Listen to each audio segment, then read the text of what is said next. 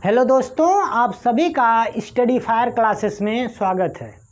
दोस्तों, कल जब मैं लेक्चर लिया था तो भारतीय संविधान के भाग के बारे में बात किया था। आज बात होगी हमारी भारतीय संविधान के जो महत्वपूर्ण अनुच्छेद हैं उनकी बात होगी। लेकिन इन अनुच्छेद को पढ़ाने से पहले आपको मैं सारे जितने भाग कल पढ़ाया था उसका रिवाइज करवा दे रहा हूँ। आप एक बार 1-2 मिनट सुन लें। दोस्तों, पहले भाग की बात करें तो राज्य और केंद्र शासित प्रदेश की बात हुई थी। दूसरे भाग की बात करें तो नागरिकता। तीसरे में मौलिक अधिकार की बात हुई थी। चौथे में नीति निर्देशक तत्व जो कि आयरलैंड से लिया गया है, जिसको हम DPSP बोलते हैं, उसकी बात हुई थी। फिर भाग 4A में हमने कहा था कि फंडामेंटल ड्यूटीज और मौलिक कर्तव्य की बात हुई थी। फिर आप आएंगे भाग 5 में तो संघ की बात। भाग 6 में राज्य की बात कही गई है और भाग 7 को मैंने कहा था निरसरित कर दिया गया, निकाल दिया गया। 8 में आएंगे तो UT यानी केंद्र शासित प्रदेश की बात कही गई है।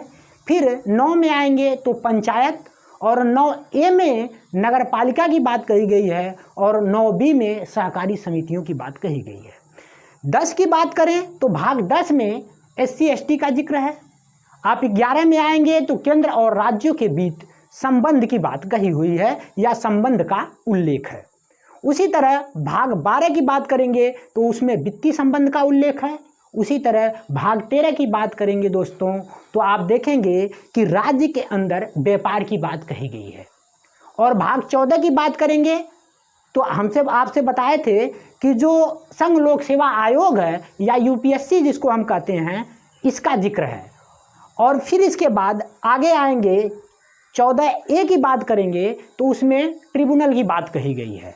फिर आप आ जाइए 15 में निर्वाचन की बात कही गई है यानी निर्वाचन का उल्लेख है। फिर 16 में आ जाइए तो कुछ वर्गों के लिए विशेष उपबंध की बात कही गई है। अब आ जाइए आगे बढ़िए 17 में तो राज्य भाषा का जिक्र है। हमारी राज्य भाषा का जिक्र है। राज्य भाषा हमारी क्या है? हिंदी है। और हिंदी में अनुच्छेद जो है 343 और लिपि हमारी है देवनागरी। अब बात करते हैं भाग 18 की तो 18 में आपातकाल का जिक्र है या आपातकाल उपबंध की बात कही गई है। और फिर इसके बाद 19 में आ जाएंगे तो आप देखेंगे कि जो राष्ट्रपति और राज्यपाल होते हैं उनके विशेषाधिकार यानी उनके शक्तियों के विभेदन के बारे में बात कही गई है। फिर आप 20 में आएंगे तो आप देखेंगे संविधान संशोधन की बात कही गई है जो कि अनुच्छेद 368 बहुत महत्वपूर्ण है दोस्तों। फिर आगे जब हम बढ़ते हैं 21 में आते हैं तो आप देखेंगे कि अस्थायी संक्रमणकालीन उपबंध की बात कही गई है। कुछ अस्थायी संक्रमणकालीन, जैसे इस समय आप देखेंगे कोरोना वगैरह चल रहा है तो इनका जिक्र है। फिर इसके बाद आप आगे बढ़ेंगे तो आप 22 भाग में आते हैं और वहाँ कुछ संक्षिप्त नाम वगैरह का जिक्र है जो कि बहुत इंपॉर्टेंट नहीं है, इसलिए विशेष करके इस पर बात हम नहीं किए थे। तो ये सारी बात रही थी 22 भाग की दोस्तों। आप इसको याद करें। आपको बहुत लोग मिलेंगे कहेंगे बादाम खा लो दिमाग बढ़ जाएगा, याद हो जाएगा। इसलिए आपको अपने पढ़ाई पे टारगेट करने हैं, चीज़ों को कई बार पढ़ने हैं और आप पढ़ेंगे तो वो चीज़ें इजीली याद हो जाएंगी मेरे भाई। ठीक है, तो आइए हम लोग अब बात करते हैं अनुच्छेद की। अनुच्छेद की बात करते हैं क्योंकि ये अनुच्छेद जितनी है दोस्तों कई बार एग्जाम में पूछे जा चुके हैं और आपको वो याद करने हैं। तो आइए देर ना करें, बात करते हैं मेन मुद्दे की। तो देखिए मैंने लिखा है भाग 1। भाग 1 में अनुच्छेद 1 से 4 का जिक्र है। ठीक है, अब इन अनुच्छेद 104 में यानी 1 से 4 तक जो अनुच्छेद हैं इसमें हम 3 अनुच्छेद जो कि एग्जाम में पूछे जा चुके हैं उसकी बात करेंगे जो महत्वपूर्ण है। तो पहला अनुच्छेद की बात करते हैं तो भारत राज्यों का संघ है। अब क्वेश्चन आता है कि भारत राज्यों का क्या है, तो आप कहेंगे भारत राज्यों का संघ है। तो किस अनुच्छेद में यह बात कही गई है, तो आप कहेंगे अनुच्छेद 1 में भारत राज्यों का संघ है, इसका जिक्र किया हुआ है। अब आइए अनुच्छेद 2 की बात करते हैं। तो अनुच्छेद 2 में आप देखेंगे तो राज्य निर्माण की बात कही गई है। लेकिन दोस्तों आपको मैं बताऊं कि जब कोई बाहरी राज्य भारत में शामिल होता है यानी कोई बाहरी राज्य जब भारत में शामिल होना चाहता है तो वह अनुच्छेद 2 के तहत शामिल किया जाता है। इस बात को आप याद रखें।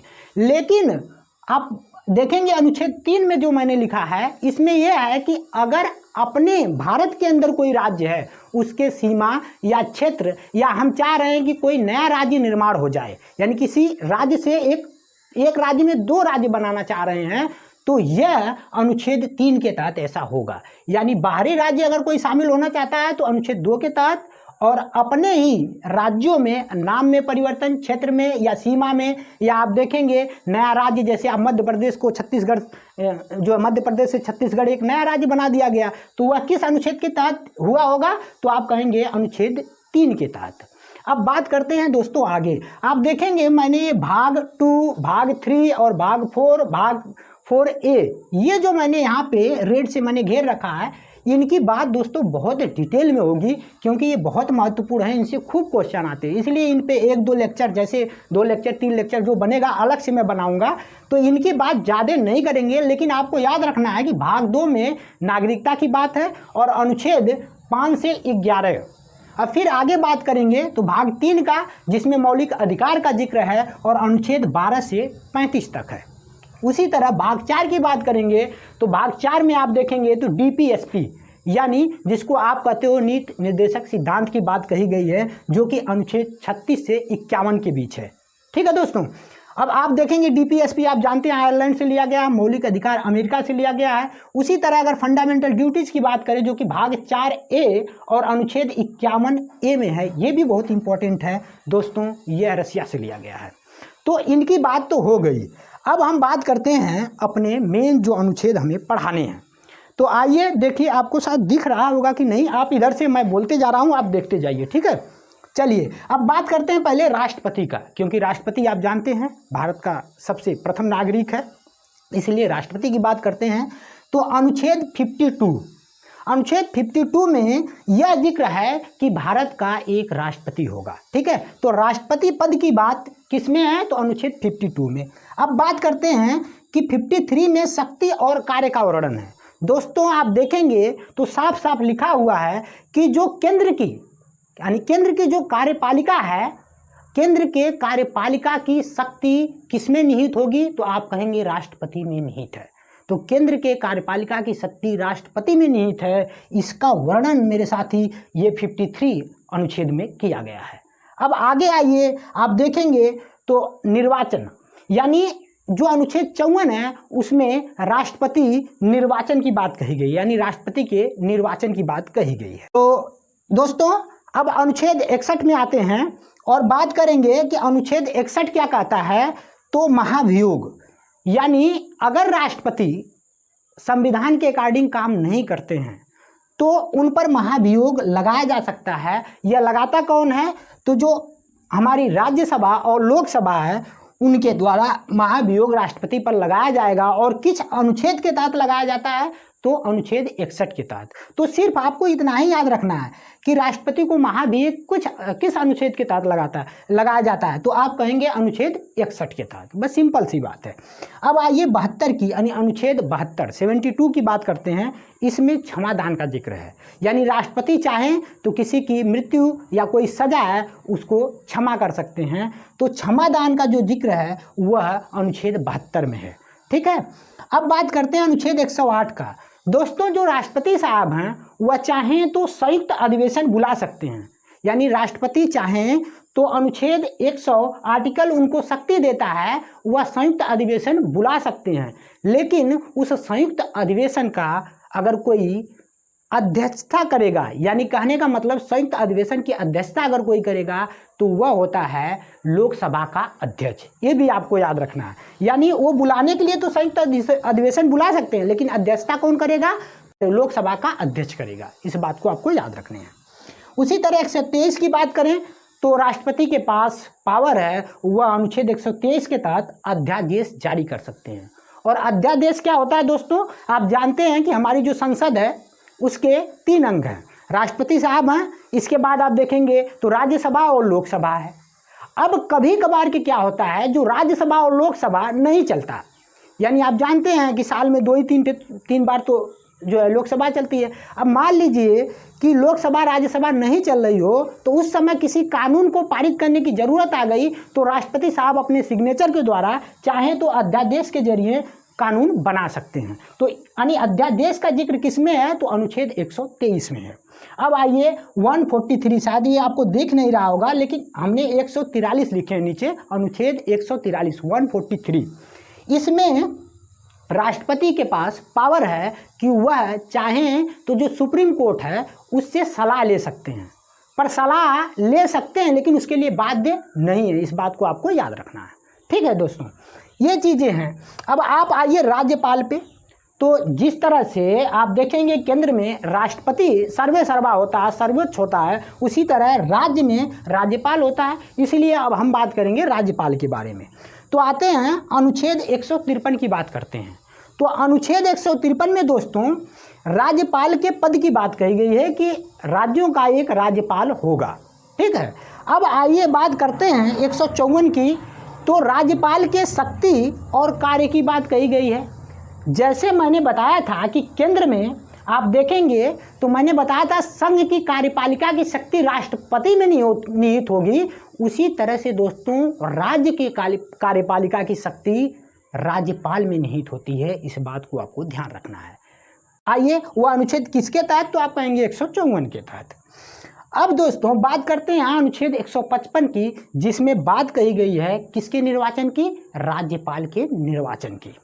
और इन्हें कौन करता है निर्वाचन, यानी मनोनीत कौन करता है, तो आप देखेंगे कि जो राज्यपाल होता है राज्य का, उसे राष्ट्रपति एक तरह से मनोनीत करता है। तो आप कह सकते हैं कि जो 155 जो है इसमें जो राज्यपाल है उसके निर्वाचन की बात कही गई है।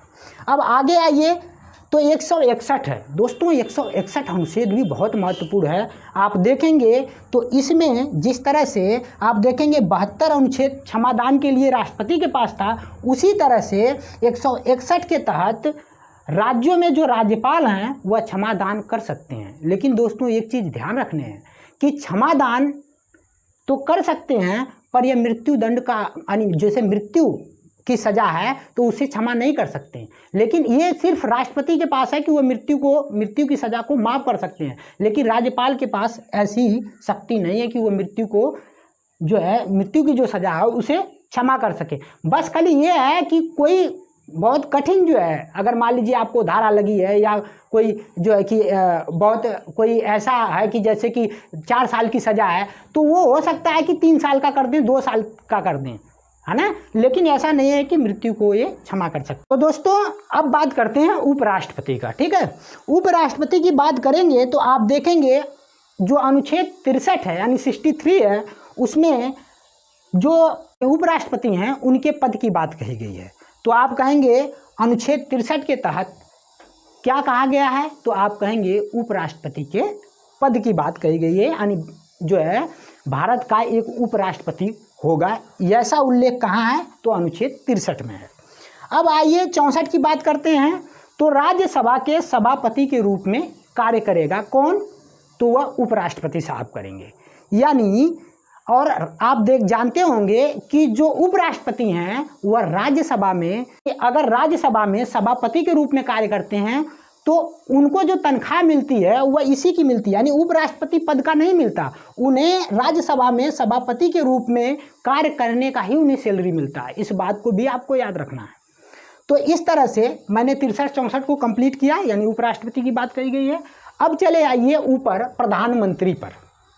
दोस्तों ये भी अनुच्छेद बहुत महत्वपूर्ण है। आप देखेंगे तो जो अनुच्छेद 74 है यानी 74 है, उसमें मंत्रिमंडल की बात कही गई है, यानी केंद्र के मंत्रिमंडल की, ठीक है।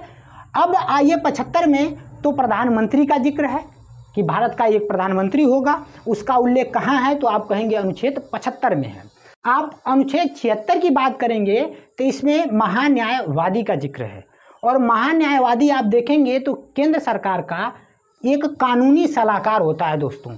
और यह महान्यायवादी जो है वह एक तरह से आप देखेंगे तो जो भारत सरकार है उसका कानूनी सलाहकार है, यानी कोई काम, यानी कोर्ट से रिलेटेड कोई काम अगर फंसा है तो उसको चाहे तो महान्यायवादी एज ए वकील के तौर पे देख सकता है। इसलिए अनुच्छेद 76 को आपको याद रखना है कि अनुच्छेद 76 में किसका उल्लेख है, तो आप कहेंगे कि महान्यायवादी का। अब आइए 148 की बात करते हैं। तो अनुच्छेद 148 में दोस्तों कैग की बात कही गई है, यानी कैग का उल्लेख है कि भारत का एक कैग होगा जिसको हम कंट्रोलर एंड ऑडिटर जनरल के रूप में जानते हैं।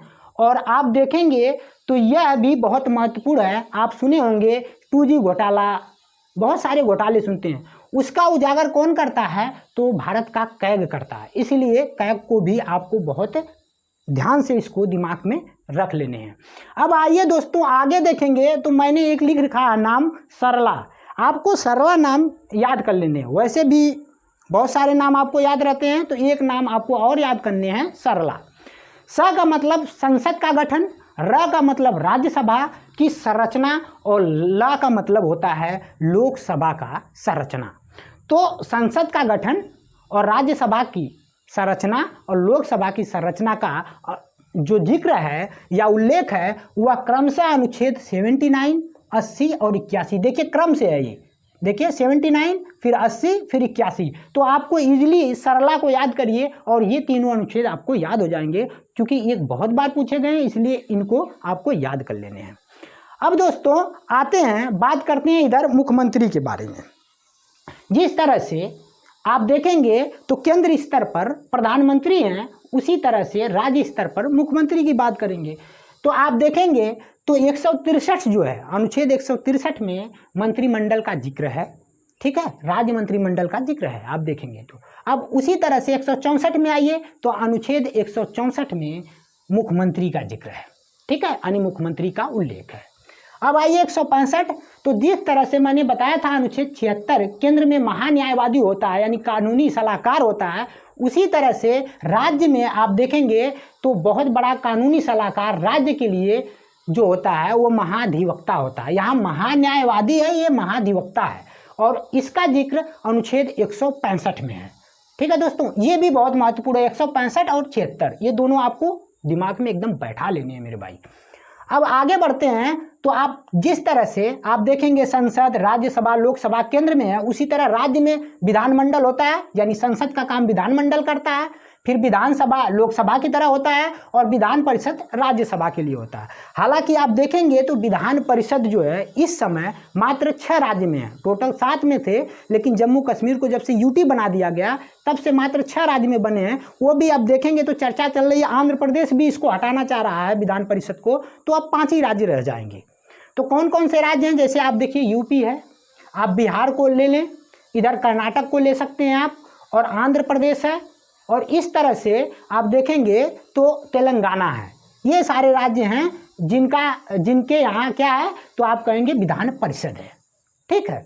तो ये इसको भी आप दिमाग में बैठा लें कि 168 अनुच्छेद जो है उसमें विधानमंडल की बात कही गई है, 170 में विधानसभा की और 175 में विधान परिषद की, ठीक है दोस्तों। ये सारी बातें आपको याद रखना। तो दोस्तों अब अनुच्छेद जो है 100 की बात करते हैं, 100 की बात करते हैं दोस्तों। अनुच्छेद 100 में यानी आर्टिकल 100 में निर्णायक मत की बात कही गई है, यानी जब लोकसभा में 50-50 का बात आ जाए, यानी 50-50% जो है वोट पड़ा हो और एक निर्णायक मत की जरूरत जब पड़ जाए तो वह निर्णायक मत जो लोकसभा अध्यक्ष हैं यानी अध्यक्ष महोदय अपना निर्णायक मत दे करके जिनके पास में देंगे उनकी अपनी जीत हो जाएगी। तो निर्णायक मत का सिर्फ आपको इतना याद रखना है, निर्णायक मत का जिक्र किस अनुच्छेद में है तो आप कहेंगे आर्टिकल 100 में, ठीक है। अब आइए 108 की बात करते हैं। तो मैंने बता दिया था संयुक्त अधिवेशन की बात कही गई थी, इसीलिए मैंने वहाँ लिखवा दिया था, तो इसका जिक्र नहीं करेंगे। अब 110 की बात करते हैं तो 110 बहुत महत्वपूर्ण है मेरे भाई। इसमें धन विधेयक की बात कही गई है, मनी बिल की बात कही गई है, यानी धन विधेयक की बात किस अनुच्छेद में उल्लेख है तो आप कहेंगे एक अनुच्छेद 110।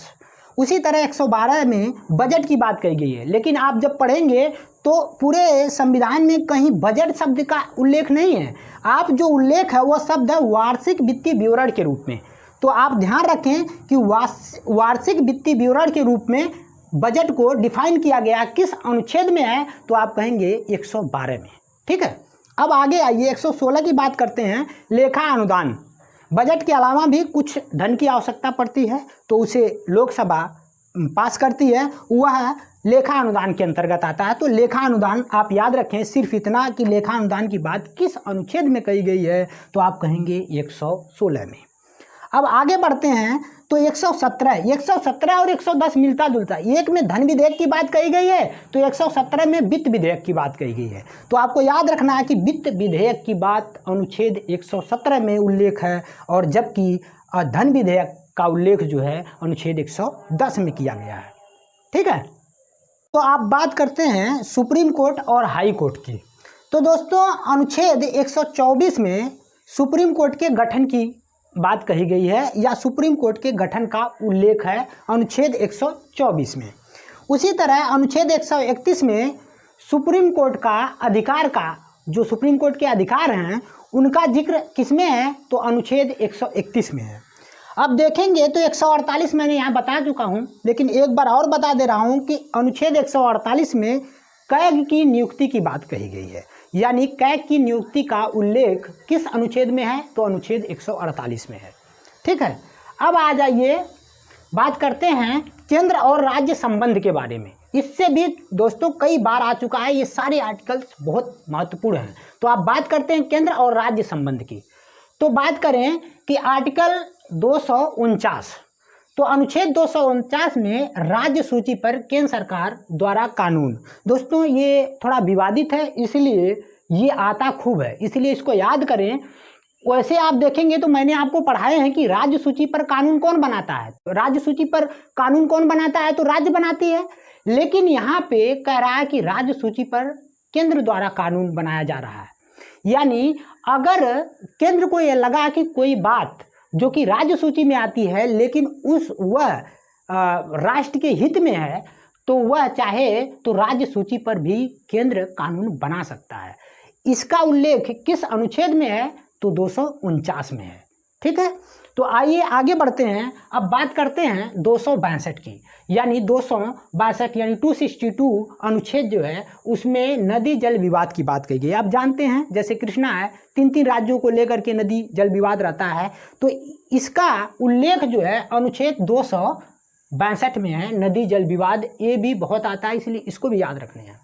उसी तरह 263 की बात करें तो अंतर्राज्यीय परिषद, यानी राज्यों का आपस में अगर कोई विवाद हो जाता है तो केंद्र एक कमेटी बनाती है और वह कमेटी आके चेक करती है, चेक करके फिर सुझाव देती है केंद्र को, फिर केंद्र उस पर अपना अमल करती है। तो इसलिए आप इस बात को ध्यान रखें कि अंतर्राज्यीय परिषद, जैसे आपने सरकारी आयोग का नाम सुना होगा, ये सब आयोग किस लिए है, राज्यों के लिए ही तो है। तो अंतर्राज्यीय परिषद की बात किस अनुच्छेद में है, तो 263 में है, इसको भी याद रखना है। संचित निधि और आकस्मिक निधि ये भी बहुत महत्वपूर्ण है, कई बार आया है। तो अनुच्छेद 266 में संचित निधि और 267 में आकस्मिक निधि का जिक्र है। संचित निधि आप जानते हैं कि राष्ट्रपति वगैरह का जो पेमेंट वगैरह मिलता है उनको संचित निधि से ही मिलता है। तो इन ज़्यादा बवाल नहीं याद करने, आपको सिर्फ यह याद रखना संचित निधि का जिक्र किस अनुच्छेद में है, तो 266 में है। आकस्मिक निधि का जिक्र किस अनुच्छेद में है, तो आप कहेंगे 267 में है, क्योंकि ऐसे ही पूछे जाते हैं। अब 280 पर आइए, यानी अनुच्छेद 280 पे तो वित्त आयोग की बात कही गई है, ये भी बहुत महत्वपूर्ण है 280, इसलिए इसको एकदम दिमाग में बैठा लेने हैं कि वित्त आयोग की बात या उल्लेख किस अनुच्छेद में है, 280 में है। उसी तरह 312 की बात करते हैं दोस्तों, तो अखिल भारतीय सेवा की बात कही गई। 312, 315 ये कई बार एग्जाम में आ चुके हैं। 312 में अखिल भारतीय सेवा, अखिल भारतीय सेवा के अंतर्गत कौन कौन सी सेवाएं आती हैं, तो आप कहेंगे IAS, IPS और IFS। तो आप ध्यान से सुने कि IAS का मतलब क्या है, प्रशासनिक सेवा। आप IPS पर आते हैं तो पुलिस सेवा, और IFS का मतलब यहाँ दोस्तों बहुत लोग कंफ्यूज हो जाते हैं, वो सोचते हैं इंडियन फॉरेन सर्विस, लेकिन ऐसा नहीं है, ये इंडियन फॉरेस्ट सर्विस है, यानी वन विभाग की बात यहाँ हो रही है। तो ये 3 सेवाएं किसके अंतर्गत आती हैं, तो अखिल भारतीय सेवा के अंतर्गत आती हैं। और किस अनुच्छेद में इसका उल्लेख है, तो 312 अनुच्छेद में उल्लेख है। आइए अब आगे बढ़ते हैं, 315 की बात करते हैं। तो संघ लोक सेवा आयोग यानी UPSC का जिक्र है, तो ये तो बहुत आसान है, आप याद कर सकते हैं 315 को। अब आइए आपातकाल उपबंध। दोस्तों आपातकाल से कई बार क्वेश्चन आते हैं, इसलिए आपातकाल को भी ध्यान रखने हैं कि 352 अनुच्छेद 352 के तहत राष्ट्रीय आपातकाल, यानी राष्ट्र स्तर पर जो आपातकाल लगता है वो 352 में उसका उल्लेख है। आप राष्ट्रपति शासन जो राज्यों में लगता है, जो राज्यों में जो आपातकाल है जिसको हम राष्ट्रपति शासन कहते हैं, वह 356 के तहत। और आप देखेंगे तो वित्तीय आपातकाल 360, अनुच्छेद 360 के तहत अभी तक देखेंगे आप भारत में एक बार भी वित्तीय आपातकाल नहीं लगा हुआ है। लेकिन राष्ट्रपति शासन तो आप देखेंगे बहुत बार लग चुका है। आप सबसे ज़्यादा बार उत्तर प्रदेश में टोटल 10 बार, मणिपुर में भी 10 बार लग चुका है, और राष्ट्रीय आपातकाल आप देखेंगे तो मात्र 3 बार जो है लगा हुआ है। तो ये सब बातें आपको याद रखनी हैं। उसी तरह आप आइए SC ST और आंग्ल भारतीय की बात कर लेते हैं।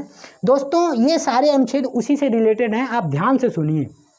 आप देखेंगे लोकसभा में आरक्षण यानी SC ST को आरक्षण की बात यानी जिक्र जो है लोकसभा में, वह अनुच्छेद 330 के तहत, ठीक है। अब बात करते हैं 332 का, तो विधानसभा में यानी जिस तरह से लोकसभा में आरक्षण SC ST के लिए है, SC ST के लिए, उसी तरह विधानसभा में आरक्षण SC ST के लिए है। तो इस बात को भी आपको ध्यान रखना 332 में।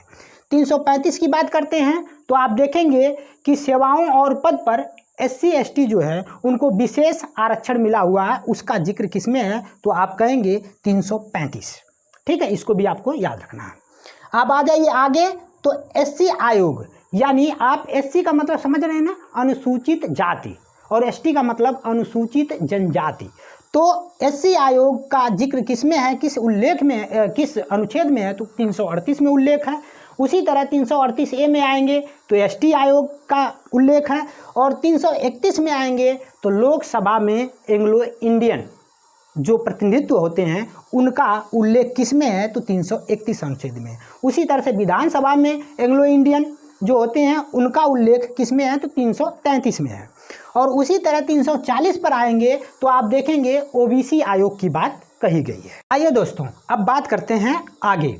आप देखेंगे कुछ महत्वपूर्ण अनुच्छेद मैंने इधर ऊपर लिख रखे हैं, ये भी बहुत महत्वपूर्ण हैं, इनको आपको ध्यान रखने हैं।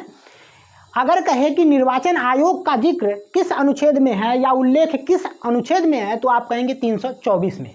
तो निर्वाचन आयोग का उल्लेख 324, अनुच्छेद 324 याद रखने हैं आपको। उसी तरह से राजभाषा के रूप में हिंदी है हमारी, और यह किस अनुच्छेद में इसका वर्णन है, तो आप कहेंगे 343, 343 में उल्लेख है किसका, तो राजभाषा का। और राजभाषा हमारी क्या है, हिंदी है। और आप देखेंगे तो हमारी जो लिपि है राजभाषा हिंदी का, वह देवनागरिक है, इसको भी याद रखने हैं। और संविधान संशोधन की बात करें तो अनुच्छेद 368 के तहत संविधान संशोधन होता है। ये आया लास्ट में लेकिन है सबसे महत्वपूर्ण, इसलिए 368 अनुच्छेद को आपको याद रखने हैं, इसके तहत संविधान संशोधन किया जाता है। तो दोस्तों आज के लिए इतना ही रखते हैं, क्योंकि वैसे भी मैं देख रहा हूँ वीडियो का लेंथ थोड़ा आज बढ़ गया। तो आप इन अनुच्छेद को याद रखें, अनुच्छेद बहुत हैं दोस्तों और बहुत महत्वपूर्ण है, इसलिए मैं इनको लिखा हूँ। और भी अनुच्छेद जो आएंगे उनको मैं जब ये मौलिक अधिकार या DPSP या फंडामेंटल ड्यूटी ये सब पढ़ाऊँगा तो बताऊँगा, लेकिन ये जितना बता रहा हूँ मेरे भाई बहुत ही महत्वपूर्ण है, इसलिए इसको आप तैयार करें। और दोस्तों शेयर, सब्सक्राइब और लाइक भी करें मेरे भाई, हैं। और फिर आपसे मिलते हैं